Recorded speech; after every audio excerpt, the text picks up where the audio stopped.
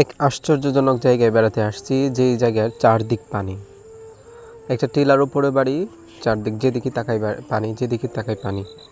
তো সেই জায়গায় যাওয়ার জন্য প্রথমেই দেখতে পাচ্ছেন যে একটা নৌকা নিয়ে আসছে। সে আমার আত্মীয় হয়, ছোট ভাই। সে আমাদের জন্য আসতেছে নৌকা নিয়ে, কিন্তু পথেই মাঝেই তার নৌকার যে বাঁশটা আছে, যেটা দিয়ে সে নৌকা চালায়, সেটা নদীর মধ্যে আটকে গিয়েছিল। আবার সেটা আনতে গিয়ে অনেকটা লেট করেছে সে। যাই হোক, অবশেষে সে আমাদেরকে নেওয়ার জন্য আসছে। আমরা নদীতে, এটাকে নদী বলা যাবে, এটা যে পানিটা দেখতে পাচ্ছেন, এই পানির নিচে ক্ষেত ছিল। বর্ষাকাল হওয়াতে এটা নদীর মতো হয়ে গেছে, অনেক পানি।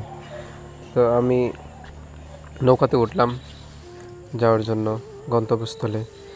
প্রথমধ্যেই যে চারদিক পানি, সেটা আমি ঘুরে দেখতেছিলাম, তাকাচ্ছিলাম এদিক সেদিক, তাকিয়ে তাকিয়ে দেখতেছিলাম।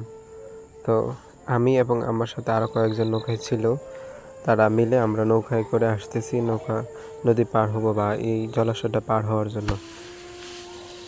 এত সুন্দর একটা জায়গা, যেখানে যে কেউ আসলে মুগ্ধ হয়ে যাবে এবং আসতেই মনে যাবে যে আমি যেন আরও যাই এবং ঘুরে ফিরে যাই।